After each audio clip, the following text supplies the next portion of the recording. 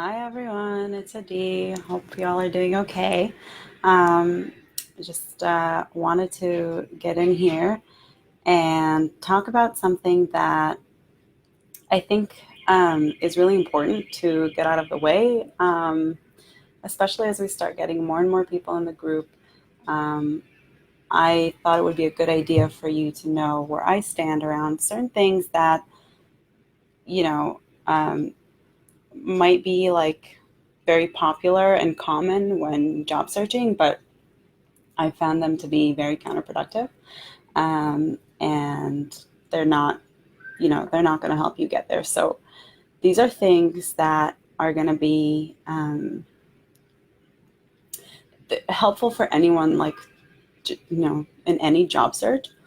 But I think that especially as we get into a more competitive job market, the way that high tech is, then these strategies are going to be very important because they will help you, really stand out from the rest.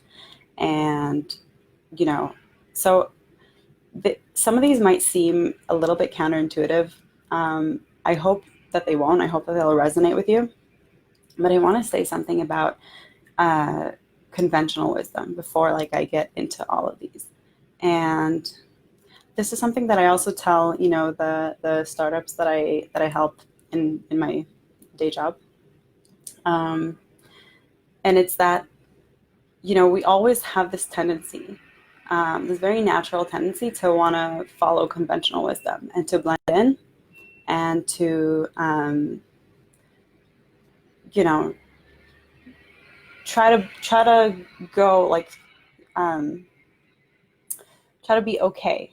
And our definition of being okay is to be, to not stand out too much and to be like everyone else. And it helps us feel you know, like we belong. It's a very important part of like the human condition.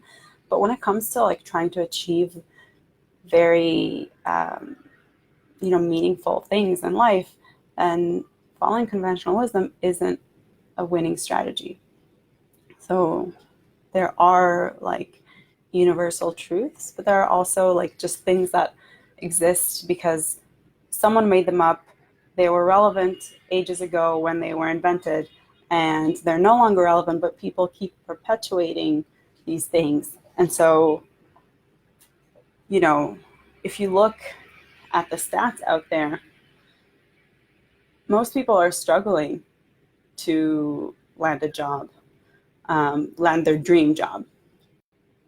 And so, you know, most people are following the same old strategies and they're struggling, and that's why it's conventional wisdom, right? It's a convention, everybody's doing it.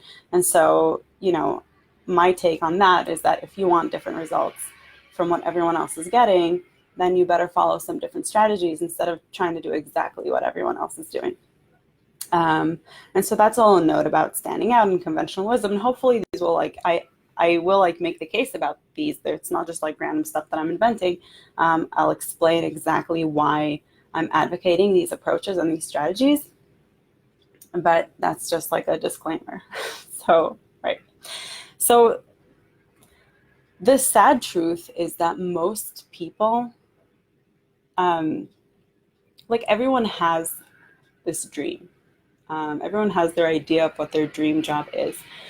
But the sad truth is that most people will never claim that dream job. And it's because most people are either too lazy or too committed to what already is, to the status quo, like the familiar. They're too afraid to venture out.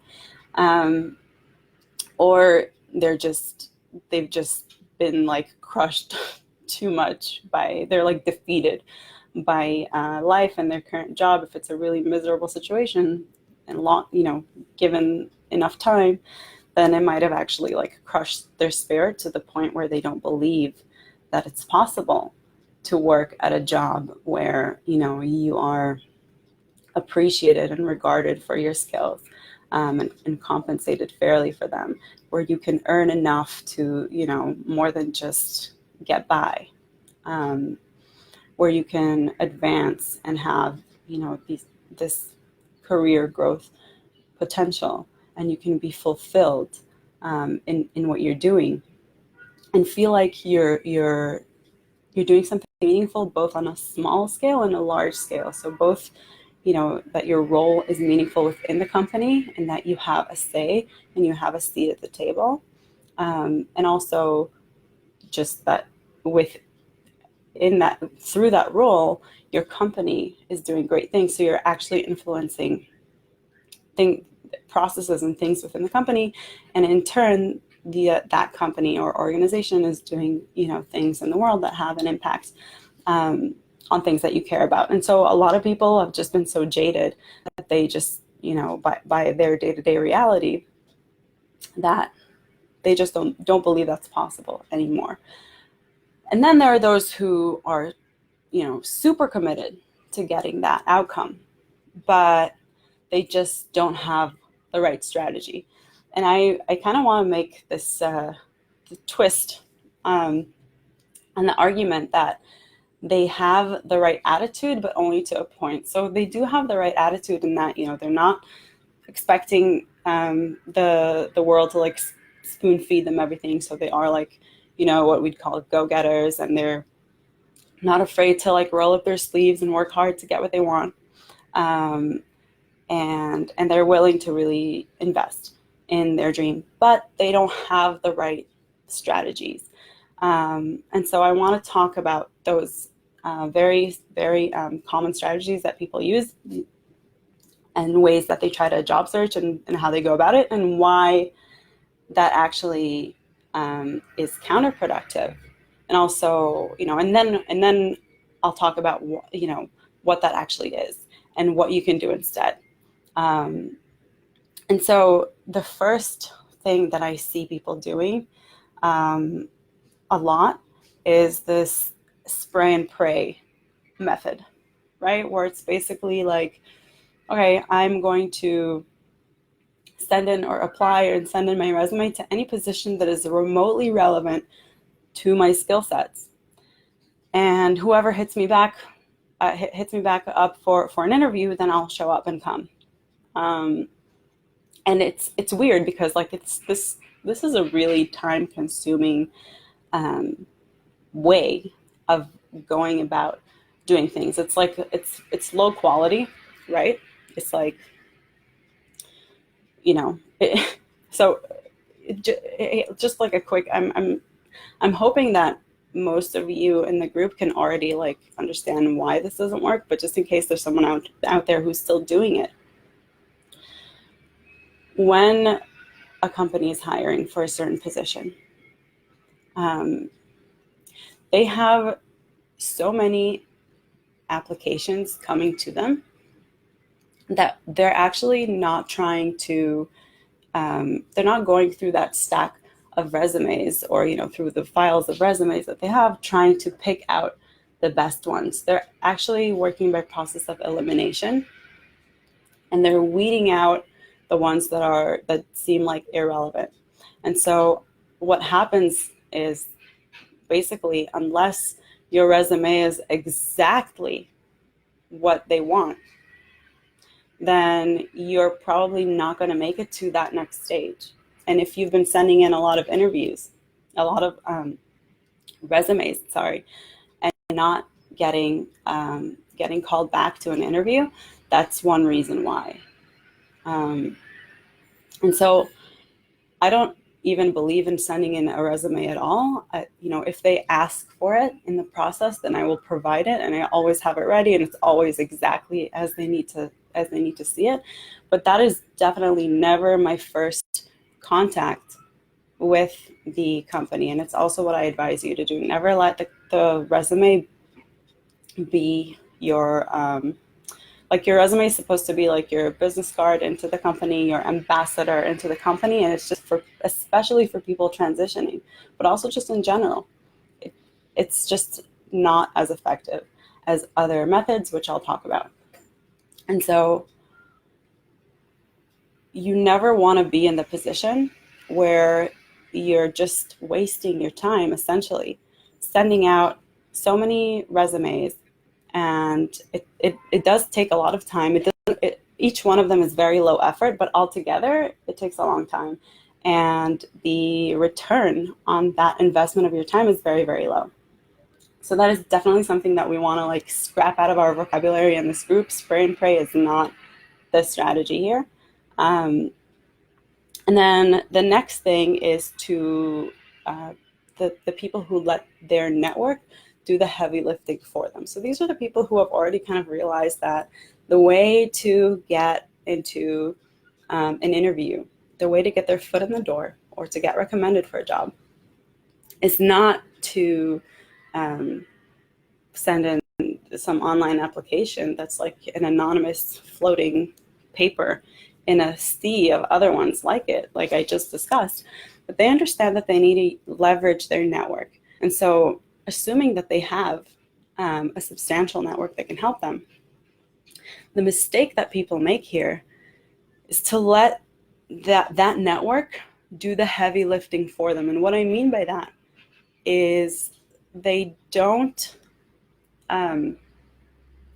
go through the trouble of getting very, very specific about what it is that they want their network to give them and what it is that they actually want from their network. So a lot of times this will look like, somebody just posting in a group, hey, I have all these skills. If you hear of something relevant for me, hit me up. And this, it places the onus of finding, first of all, even thinking of something that matches your skill set, and then finding that, and then hitting you up, messaging you about it. It places all that whole burden on the people who are supposed to help you. And that is, most people will just not do that. And it's not because they're mean or they don't want to help you or they're like trying to, sabotage your career growth or anything like that. It's just that everybody has lives and, everyone's very busy. And so that approach of, just asking a very open-ended question and broadcasting it in a very impersonal way, without a very specific ask, is very ineffective. And it doesn't yield good results. And so, the people who are already, they're a level up above the spray and pray, the people who are like spraying and praying their resume, but they're still not understanding, they're still not seeing those results because they're asking their network, and maybe like, one or two people who really like, really, really love them, like family, will like go the extra mile to help them. But I can tell you that, my brother is job searching right now, and I find it very annoying that when he acts in this way, because as someone who's supposed to connect him to a potential employer or to recommend him, to a certain position, that doesn't show me a lot of, proactive behavior. And that's, so I still do it for him because he's my brother and I love him. But, you can imagine that someone who is not your relative or your best friend or whatever and is just very busy, they're gonna say, okay, this person doesn't really get it when they see that kind of thing happening. And so really what's important to understand about this this mistake, right, of letting the network do the hard work for you is twofold. Number one, you want to make it easier for them so that they actually, have it lowers like the threshold of effort that they need to put in order to help you. And number two, you present yourself as a more, proactive, responsible adult, and not just this, almost like immature, helpless, kind of assuming like a child, kind of like an inferior position where you're just helpless, which is just not a, it's not a good, it's not a very attractive trait as a potential candidate or a potential introduction that you're asking someone to make. The next thing is actually has to do with posturing as well. And when I'm talking about posture, I'm talking about like how you enter, like what attitude do you come with? What kind of, how do you approach a certain situation? And so a lot of people, what they do is they approach the interview process with this inferior position, and it comes from like I think a good place. It comes from maybe like a hesitant place where they want to be like good. They want to be like good workers. So what this looks like? Sorry.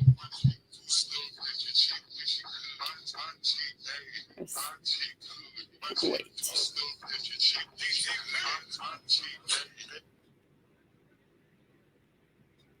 Okay. Sorry about that. So what this looks like is you would walk into an interview and you kind of wait to be told when to speak, what to say, what the job is looking for, and you're very reactive. You're very passive. You don't, by contrast, imagine someone who walks in and really owns the interview, which is what I teach. Okay. So you really want to you really want to come off always as proactive, as someone who can take something and get it done, because that is, when we're looking at high-tech jobs and when we're looking at dream jobs in general, autonomy is one of the things that is going to give you the most amount, like the biggest job satisfaction. And so there have been like studies about this, right? That like the higher level of autonomy and freedom that you have to do your job as you see fit, the more happy and satisfied you are in that role. But autonomy is earned. And so if you walk in with the posture of someone who takes ownership, then you will be treated as someone who takes ownership. And it's also a good way of weeding out the places that that don't want someone like that. Like if a company is just looking for yes men or yes women, or just people who will put their head down and be micromanaged and do whatever they're told, then that they're that kind of place. If they respond negatively to your posture of ownership. And so that's something that you never want to get into an interview and wait for them to start asking things and wait for them to make the moves and wait for them to lead the interview. You always want to be in there leading the interview and owning it. And then the fourth thing is in negotiations. The negotiation stage itself, where I see a lot of people, especially women transitioning into tech, lowballing themselves in the negotiation phase. And I think it comes from a place where you're not sure that, how much you'll be able to get. So it's a little bit of catch as catch can, and you just try to, you lower your expectations and you lower what you'd be willing to take because you are afraid that what you really want isn't actually available to you, and what you really want is out of reach. And you know, that first of all, like if you, there's like a little bit of a dynamic here, right? Because obviously you can't waltz in there and ask for like a $5 million salary. But but what I find is that within the normal range for a certain salary, which you should definitely know going into a negotiation, um, you should always actually ask for the higher end. Um, and we'll get a little bit into why in just a bit. But just suffice to say that, you know, you need to, you can't, you can't expect to be in a high paying, you know, high satisfaction job if you come in with the expectation that you're going to be taking a pay cut, and that you might, you know, uh, not have the responsibilities that you want, and you're actually already settling before the whole thing even started. And so those are all things that are not going to lead to this great outcome that you're out to get. So let's not forget, you know, that you're, it's true that you're here to make a transition, and you might make the case that, you know, all I need is to get my foot in the door of high tech, and from there on it's going to be a breeze. But first of all, who's to say that it will be a breeze?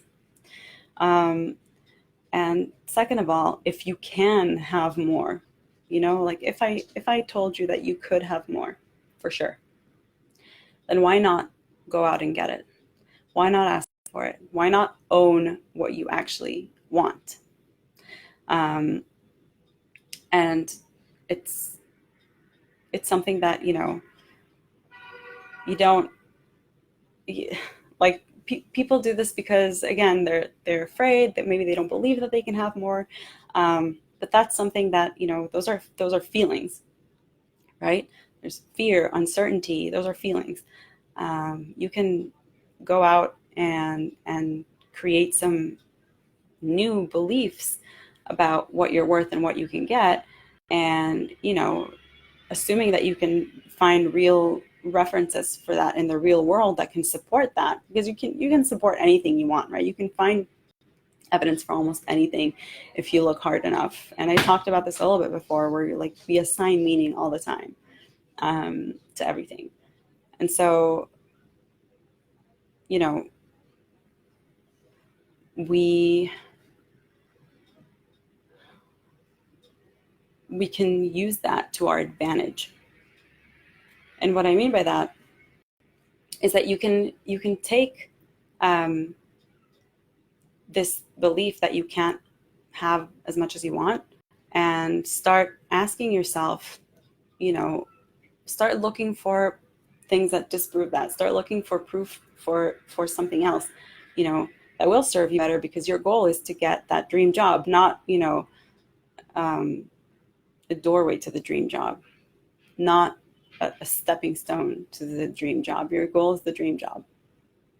So if you can find any kind of, you know, um, type of proof in the real world about, for instance, other people that have done this before and have gotten, you know, the high salary right away, or, you know, people who are looking for, maybe, you know, maybe you didn't get, or, you know, for some reason you didn't get a certain job, but you noticed that the job description asked for exactly the type of skills that you have, and you know that for that particular role the salary is whatever, and so you can kind of understand that, okay, if I'm looking at the higher end of that salary, then this is what I can potentially get from my skill set. So when you do all these things, these are just a few things that I like, that I the first things that I could think of, but there are tons of more things that people, don't really kind of get wrong when they go about their job search, and I'll try to cover these, in later broadcasts. I just don't want to pack too much into this one, but I want to make the case here that all of these problems, remember how I said before that the people who make these strategic mistakes, at least they're trying because they have almost the right attitude. Their attitude is one where they're willing to work hard for their dream job. And so now I want to make the case that the reason the attitude is incomplete is because it lacks empathy and ownership. And if you look at all those things that I mentioned and all the mistakes that people make, even though they're working so hard, they don't see results because they're making those mistakes. It's because behind them, the attitude is misaligned from empathy and ownership. So if we look at all of those again, and I'll just review those, this will all make sense. And I think you're going to have like a, oh my God, mind blown moment when you realize that these all relate to shifting your mindset or your approach, or how you approach the job search, like from a very deep place. So this is no longer like strategy, but shifting that place internally will actually impact the way that you execute your strategy. And so when you spray and pray, that's actually a very severe form of not taking ownership, because you're like, oh, okay, whatever. And you are, you know, on the surface, it seems like you're doing the work, right? Like you're working hard, you're really busy because you're sending, copy pasting all these applications. But in reality, you're not making any effort to understand what each company wants. Who are the people who work for this company? What is their problem? How can I solve it? What are my traits, skills, experiences, backstories that I can highlight in order to really stand out? And what other, higher effort ways are there to infiltrate this company other than, the standard resume route? So there's a complete lack of ownership there and a little bit of lack of empathy. In terms of, if we're looking at people who let the network do the heavy lifting for them. So granted, you're a little bit smarter about the way that you approach it, because you understand that it's all about the connections and the people can get you there. So you already understand that it's about people, but you don't understand that, you forget that the people in your network, they're just people, they're humans. So there's almost like a lack of empathy in asking someone to do the hard work for you of understanding what position you're good for, of understanding who you should be talking to, what companies you should apply for, what positions you should apply for, how you should, talk to people. All that stuff, that's it's hard work, but it's your work, not theirs. And so if you could put yourself in their position, which is what empathy is all about, right? It's the ability to experience something from another person's point of view. Now, if you could put yourself in their shoes, the people in your network, then you begin to understand why your network isn't, panning out as so helpful. And it's because you're not asking the right questions. You're not asking in the right way. And the onus is on you and only you to help other people help you. Okay, this is super important. This is both ownership and empathy. The next one, coming to an interview with an inferior posture. When you do that, you're actually creating more work for your hiring manager, for your employer. You're showing up as someone who needs hand-holding, who needs a lot of, very high maintenance instruction. And I'm not saying, that this is part of management, right? People need good managers, but good managers also need good people, so you, even if you don't know exactly what to do, which, there's definitely processes and ways. Like one of the process that I use and that I've helped other people, get jobs with is through getting to, to to a point where you know exactly how to arrive at the interview with the ability to lead and own it.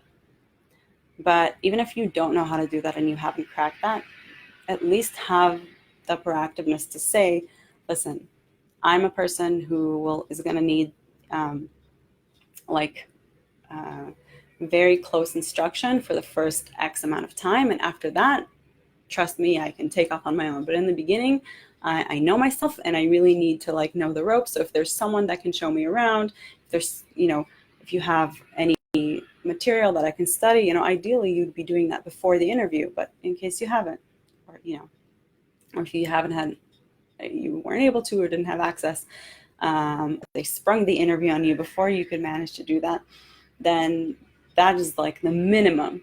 But to show up and expect them to tell you what to do at the interview stage, it's like to the employer, it signals a start of like a very demanding relationship. And that's where like the lack of empathy is, right? Because you're not considering what it's like to be a manager, right? They that kind of coming with that kind of attitude, like an employee who comes from this inferior place of, oh, I don't know, it creates a lot of work for the employer. This employer is hiring because they have a problem that they need to solve, and they need to solve yesterday, usually. And so it is like on you to do your homework and, hey, Rami, to do your homework and to really make the suggestions for the solutions that you can offer to their problems. And so that's where like the empathy piece comes in. And then lowballing yourself, you might wonder, like, how is asking for a higher salary empathetic or considerate of your employer? And so once again, I'm not saying to ask for something like ridiculously out of your range, but once you know your range, which again, you totally should know before going in to negotiation, you always want to make sure that you're asking for the top of that range. And the reason is that it projects certainty in your capabilities. So imagine coming in with all these skills and experiences that you're claiming can easily be translated into highly valuable for their company to solve the problems that they have now and the challenges that they're facing. And you're making this case, and they're convinced, and then you come to the negotiations and they ask you for like how much you were thinking, and you go for the lower end because you're out of this reasoning that, okay, well, that's something that I can for sure get, because you're afraid to ask for the higher one. Well, that is completely incongruent with all the skills and abilities that you just listed and all the things that you said you could do. If you're really as top talent as you said you are, then how come you're asking for that much less? And even the employers, they're going to negotiate hard. There will be like a negotiation there, but even subconsciously, even if they're happy to give you a lower salary because it's like, like what a sucker. But really, it creates, even subconsciously, this misalignment about, what you are actually capable of, and it'll kind of seed doubt in their mind. And you don't want to start a job like that, right? You want like your first 3 months on the job are your chance to really like shine and impress. It's like that grace period where, you're both kind of testing each other to see if it's actually going to work out, and if each party, how truthful they were being about what they could and would do. And so the preconceptions that both of you come with into those 3 months and into the beginning of your working relationship are going to impact how you both experience those 3 months. And so why do you want to stack the odds against you by seeding doubt and your abilities in their mind. And that's what you do when you lowball yourself. So you want to be asking for that higher salary. You want to be projecting that certainty. You want it to be congruent with, everything else that you're saying as you're quote unquote marketing yourself in these sessions. And if you're wondering, like, well, what if I'm not a top performer in this? What if I'm not top talent? What if I can't do all those things? If that's the case, I don't think personally that you should be applying for that job. So I think that any job that you do is going to challenge you, and you don't want to go for a job where it's like in the bag, boring, but you want to go, to a place where you're confident that you can do the things that you say that you can do, and you can deliver the skills that you say that you have. And sometimes it's a matter of like looking for a different role and a different job. Sometimes it's just a matter of strengthening that certainty within yourself to saying, oh, I really can do this. And I'm sure, like, the way that I experience this at least is if I don't work on it and I don't condition that certainty, then it can kind of waver day to day. It's like, oh, today I feel really great. I feel like I can take over the world. And the next day it's like, well, I had a fight with my mom, so today I don't feel so good about it anymore, and I don't feel good about myself. Maybe I'll do like a different Facebook Live about certainty. But the point is, you want to be able to come into to these negotiations where you're telling the truth, meaning like you believe everything that you're saying, and there's not a drop of misalignment or uncertainty, that you can't produce the things that you say you can, and asking for the right salary, in this case top of your range, is a part of it. And so those are the things that I've seen that people do, and I would like for you to not do. And I don't want to see anybody in the group recommending to do those things, because they're horrible. And I hope that, with everything that we've discussed today, you see why. So if you've been doing these things, stop doing them. If you need help implementing some of those alternative behaviors or actions, please just reach out. And if you are actually struggling with something totally different, just say so. Let me know. I want to create, stuff that's relevant for you guys. So let me know exactly what you want to hear, and that's what we will cover. And don't forget to celebrate in the group. This is going to make a big difference. To just go on the celebrations post. I will put it up every week, and it doesn't matter how small or how big your celebration is. You find that win to hang on to, because that will propel you forward. So you can't, if you want to be celebrating landing that job, then you should be celebrating every tiny milestone along the way, no matter how small. And I'm sure everyone in the group is going to cheer you on, but even if not, I will always be there to cheer you on. So I want to hear it. Believe me, I've seen it work in several different groups, in working mom groups, in entrepreneur groups, in startup groups. This shit works. So don't ignore it, and do the celebrations. And that's it. I'd love to hear your thoughts or any requests. And that's it. Happy Wednesday.